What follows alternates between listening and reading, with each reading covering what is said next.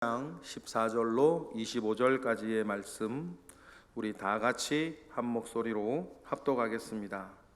만일 어떤 사람이 자기 집을 성별하여 여호와께 드리려 하면 제사장이 그 우열간에 값을 정할지니 그 값은 제사장이 정한 대로 될 것이며, 만일 그 사람이 자기 집을 물으려면 내가 값을 정한 돈의 그 5분의 1을 더할지니 그리하면 자기 소유가 되리라.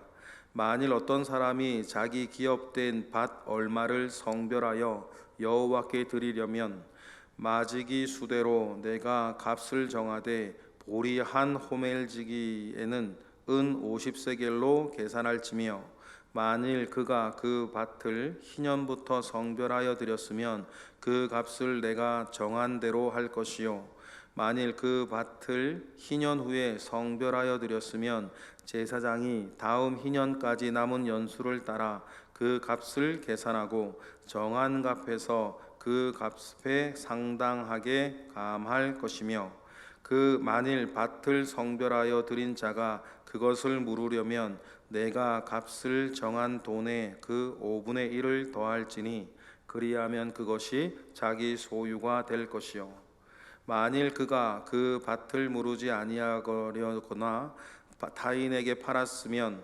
다시는 무르지 못하고 희년이 되어서 그 밭이 돌아오게 될 때에 여호와께 바친 성물이 되어 영영이 드린 땅과 같이 제사장의 기업이 될 것이며, 만일 사람에게 샀고 자기 기업이 아닌 밭을 여호와께 성별하여 드렸으면 너는 값을 정하고 제사장은 그를 위하여 희년까지 계산하고 그는 내가 값을 정한 돈을 그날에 여호와께 드려 성물로 삼을지며, 그가 판 밭은 희년에 그 판 사람 곧 그 땅의 원주인에게로 돌아갈지니라. 또 내가 정한 모든 값은 성소의 세겔로 하되 20게라를 한 세겔로 할지니라. 아멘. 네. 부동산을 서원하여서 드린 경우에 대한 규범 나와 있습니다. 상당히 복잡합니다. 부동산을 하나님께 서원하여 드렸을 때에 복잡해지는 가장 큰 이유는 희년 때문이에요. 부동산을 드렸는데 그 희년에는 모든 것이 원래 주인에게로 돌아가야 하는 규례가 있는데, 자기 밭을 드렸을 때도 있고 남의 밭을 사서 드렸을 때도 있고 산 사람이 모두 제사장일 때도 있고 여러 가지 복잡한 경우가 생기겠죠. 그래서 각각의 경우에는 어떻게 해야 한다라고 하는 그 규정이 오늘에 나와 있습니다. 여기서 우리가 먼저 생각할 것은 희년 때문에 복잡해지는 이 부동산, 집이나 밭을 드린 이 경우에 이 복잡해지는 희년과 관련해서 복잡해지는 이 규정들이 왜 생겼을까? 하나님께서는 이거와 관련되어져서는 왜 복잡하게 이렇게 만들어 놓으셨을까라고 하는, 제가 늘 강조하는 것처럼 이런 율법 뒤에 있는 하나님의 마음을 읽는 게 더 중요해요. 이런 우리가 14절부터 25절까지에 있는 이 실제적인 규례 자체는 저희들과 지금은 상관이 없지 않습니까? 우리가 뭐 희년을 지금 지키는 것도 아니고, 또 우리가 이렇게 부동산이나 집이나 밭을 들여서 희년 되돌려 받을 그런 것을 생각하지 않는 사람들이기 때문에 우리가 읽은 이 본문도 이 자체보다는 이런 규범을 주신 하나님의 의도와 하나님이 이런 것을 왜 이렇게 복잡하게 해주셨을까, 그 마음이 무엇인가를 아는 것이 그래서 중요하다는 거죠. 먼저 결론적으로 말씀을 드리면, 여러분, 우리가 신앙생활을 하고 은혜를 받고 삶을 영위해 나아갈 때에 내가 하나님께 드리는 감사, 내가 하나님께 드리는 서원, 내가 하나님께 드리는 충성이 또 다른 사람에게 마음의 어려움거리가 되어서는 안 된다는 뜻이에요. 이해하시겠죠? 나는 하나님 아버지 앞에 감사하고 기쁨의 제사를 드리고 충성하고 서원을 드리는데, 내가 드리는 서원과 감사가 어떤 사람들의 아픔과 슬픔과 피눈물 가운데에 있는 것이라면 그것이 하나님께 영광이 되겠느냐, 그 말이에요.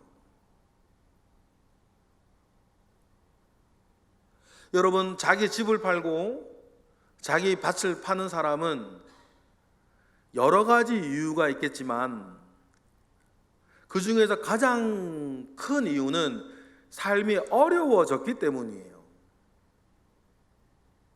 삶에 슬픔이 있고, 삶에 애통이 있고, 삶에 실패가 있고, 삶에 눈물이 있는데, 그런 것을 딛고 내가 사들인 이 부동산들을 하나님 아버지 앞에 드릴 때 그것을 옆에서 지켜보는 사람의 마음이 아프고 가슴이 아프고 마음이 찢어지면 안 된다. 여러분, 그 마음을 하나님 우리에게 보여주시고 알려주시는 것 아니겠습니까?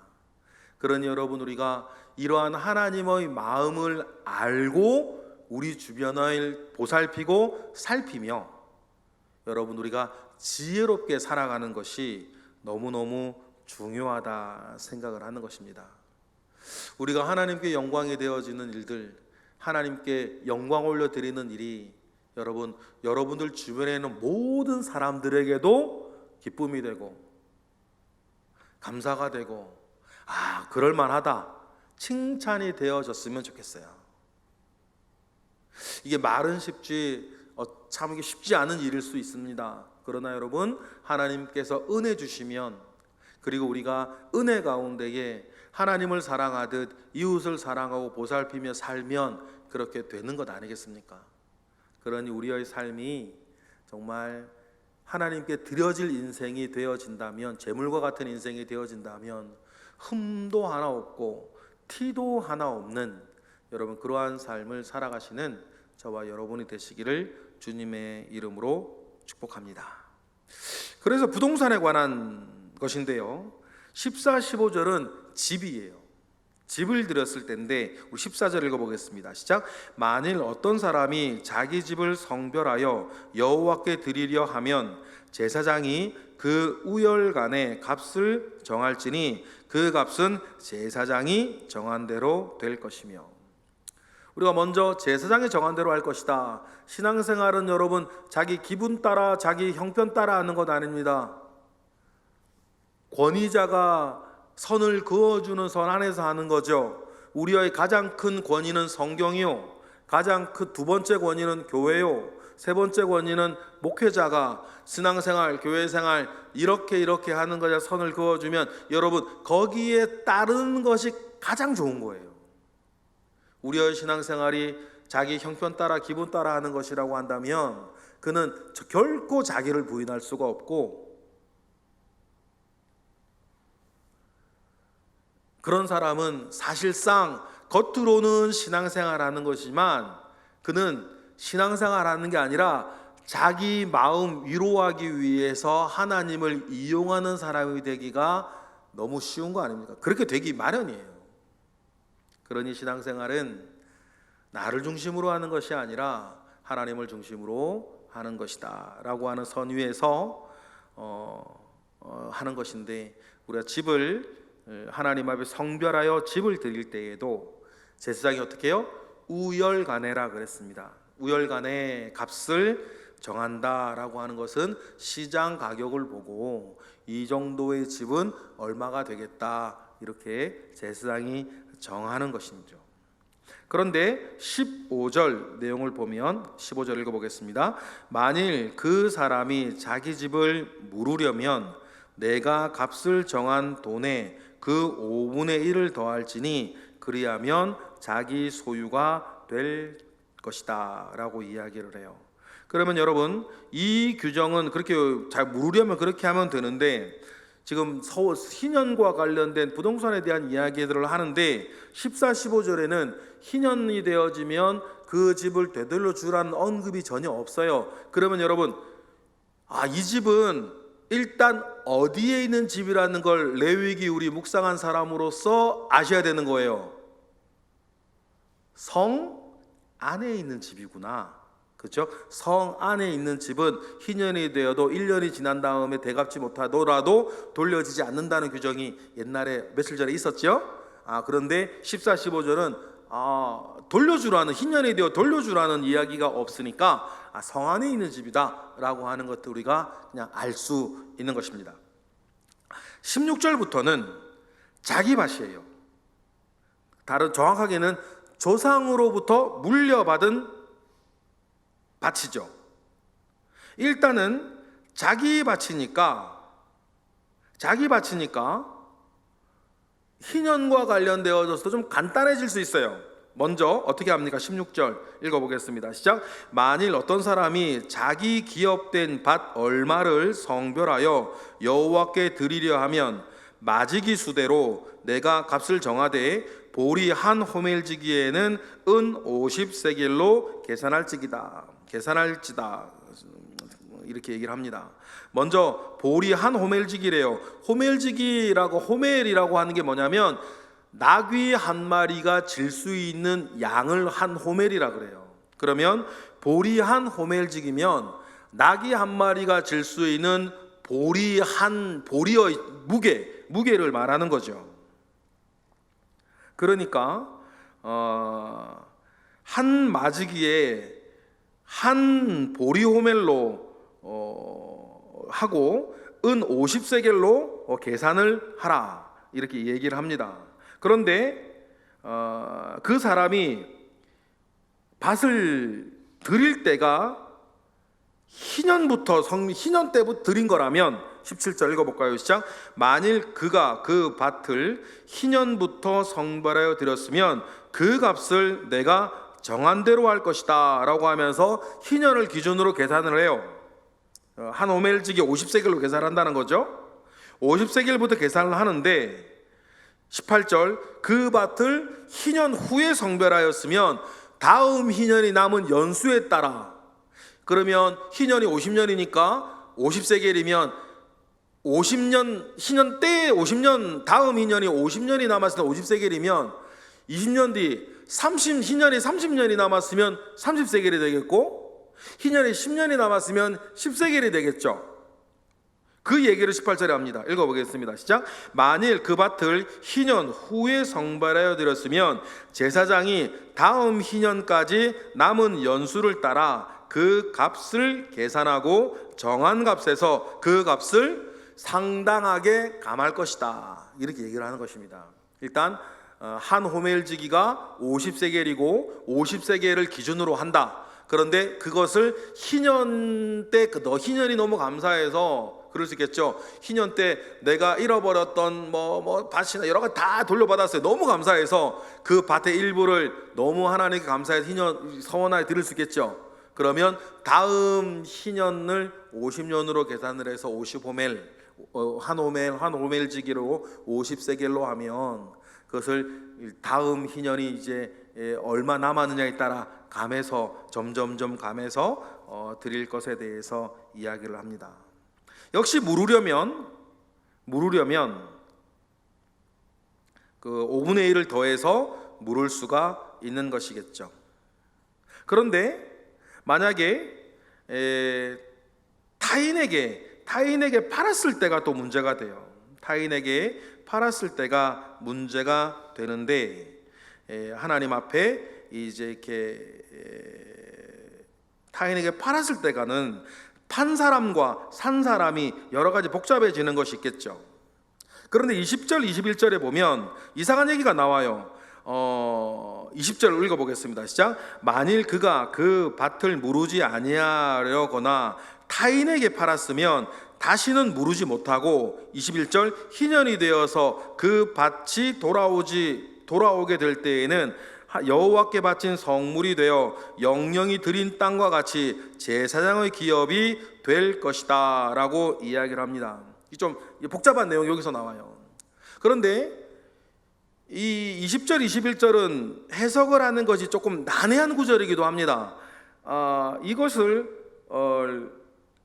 성별하여서 하나님께 드린 것은, 자기 밭을 드린 것은 19절로 끝나요. 그런데 20절 21절에 그가 밭을 무르지 아니하고 타인에게 팔았을 때 그 다시는 타인에게 팔고 판 밭을 무르지 못했어요. 그러면 희년이 되어서 그 밭이 돌아오게 될 때에는 자기에게로 돌아오지 아니하고 제사장에게로 돌아가게 될 것이다 라고 하는, 얼핏 읽으면 그런 어떤 내용이란 말이에요. 그런데 이 내용이 제사장에게로 돌아간다라고 하느니 다른 사람에게 판 이 밭이 희년이 되도록 그 사람이 이렇게 서원을 하였을 때에, 이것이 희년이 되었을 때에 이게 어떻게 돌아가야 되는 것인가에 대한 이 복잡한 문제가 생기는데, 일단 우리가 복잡한 해석은 좀 멈추고 21절 그대로 하면 그가 어떻게 돌아간다? 제사장에게로 돌아간다 라는 것입니다. 그러니까 요 서원한 땅은 하나님께 드려졌으니 희년 때에는 돌려받지 못한다, 뭐 이렇게 여러분 일단은 가지고 계시면 돼요. 그렇겠죠? 희년은 돌려가는데 이 서원을, 하나님께 서원을 한 땅은 희년 가운데 돌아오지 못하는데, 요것이 좀 우리가 읽었던 16절에서 19절의 내용과 20절 21절 내용이 약간 어우러지는 것이 조금 어려운 부분들이 있어요. 그러니까 여러 가지 해석이 나오는 거죠. 일단은 16절부터 19절에는 희년을 계산하여서 팔고, 그리고 20절 21절에는 그것을 무르지 못하면,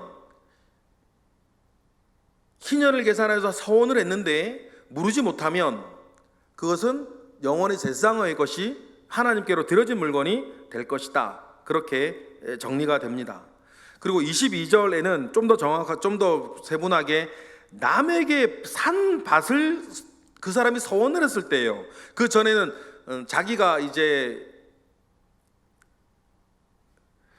판 밭에 대한 이야기라고 한다면 22절에는 남에게 산 밭이에요. 22절 읽어보겠습니다. 시작. 만일 사람에게 샀고 자기 기업이 아닌 밭을 여호와께 성별하여 드렸다라는 거죠. 다른 사람에게 밭을 샀어요.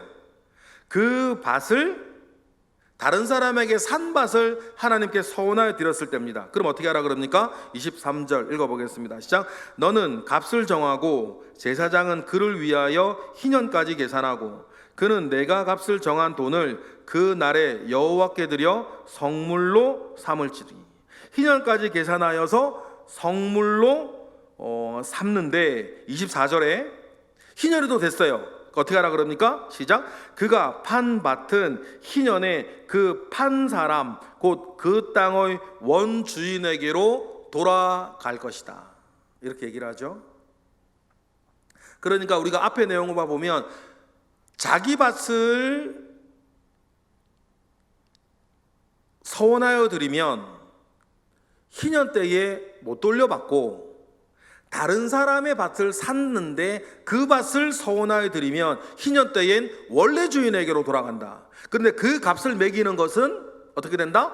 희년이 얼마 남았느냐에 따라 값은 매번 달라지는 것이다, 이렇게 이야기를 합니다. 그러면 우리가 50세겔이라고 기준을 한다고 했는데 그 50세겔은 어떤 거냐? 25절 읽어볼게요. 시작. 또 내가 정한 모든 값은 성소의 세겔로 하되 20게라를 한 세겔로 할 것이다. 이 세겔이라고 하는 것은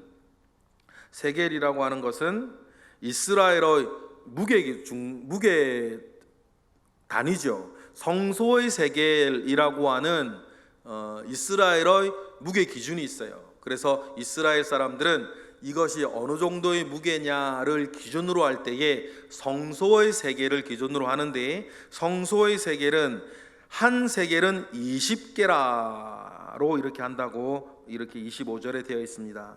1게라가 0.5g 정도 된다 그래요. 이스라엘에서 제일 작은 무게의 단위가 게라라고 하는데, 이 게라는 0.5g이라고 합니다.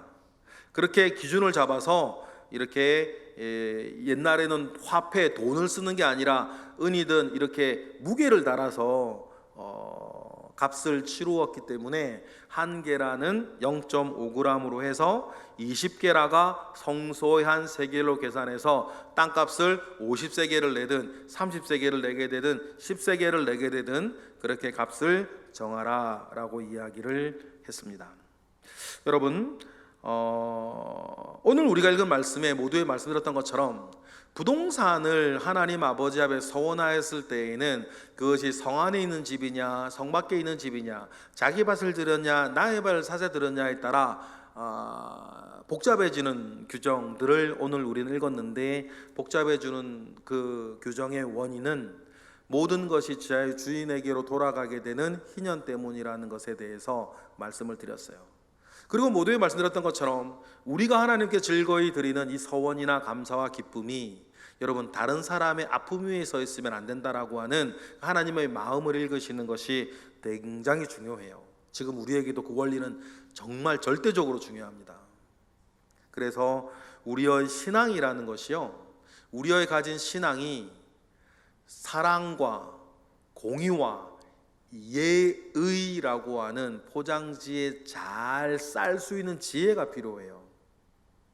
우리나라 한국교회 안에서도 예전에는 우리의 가진 믿음과 신앙이 사랑과 공의와 예의라고 하는 그 포장지에 잘 싸지 못하고 그냥 생으로 감당하지 못할 사람들에게 보여지고 들려져서 오히려 복음의 대적들이나 대적들에게 이용당할 만한 일들도 많이 있었던 것이 사실이었죠.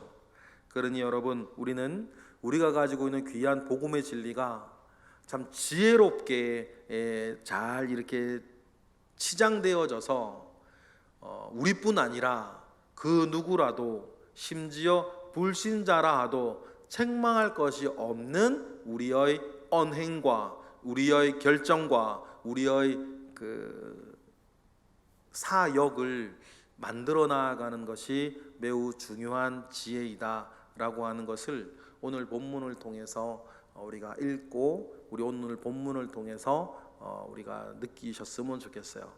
우리가 가진 선한 것이 우리 자신의 흉어물로 인해서 아니면 다른 사람의 슬픔 위에 서서 있는 일이 되어서는 결코 안 되겠다라고 하는 마음을 우리 기억하고 지혜롭게 또 의롭게 살아가시는 우리 모두가 되기를 주님의 이름으로 축복합니다. 기도하겠습니다. 할렐루야. 하나님, 감사와 영광을 올려드립니다. 크신 은혜 가운데에 오늘 우리가 살고 있습니다. 부동산을 하나님 아버지 앞에 기쁨으로 서원하는 일에 대한 일들을 보았습니다. 하나님, 우리가 동산이든 부동산이든 재능이든 시간이든 몸이든 하나님께 즐겨 드릴 수 있는 사람 되게 하시고, 우리가 무엇인가라도 하나님 아버지 앞에 드릴 때 그것이 다른 사람의 눈물이 되지 아니하고 다른 사람에게도 큰 칭찬과 응원과 감사를 받는 일들이 될 수 있도록 우리의 삶을 지혜롭게 하시고 우리의 삶을 의롭게 해주시고 우리의 삶 가운데에 다른 사람도 품을 수 있는 큰 은혜로 채워주시옵소서. 이 시간 드려지는 1000번째 예물들이 있습니다. 하나님께서 은혜를 더하여 주시고, 하나님 이 시간에도 상번제 드리듯 새벽 제단을 쌓는 존귀한 주님의 자녀들을 기억하시고 하나님 아버지 앞에 온전케 하시옵소서. 예수 그리스도의 이름으로 기도드렸나이다. 아멘.